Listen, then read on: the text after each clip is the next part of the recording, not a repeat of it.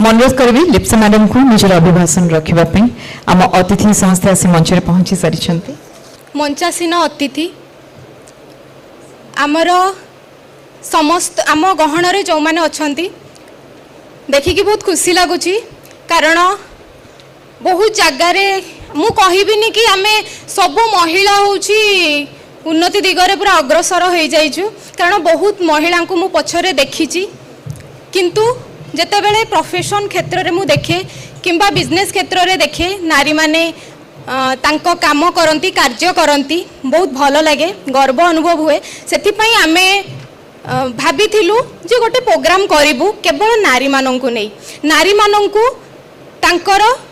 किछिटा काम पई आमे उत्साहित करिबु आ सेमाने तांको जर्नी रो किछि स्ट्रगल आम सह शेयर करिवे।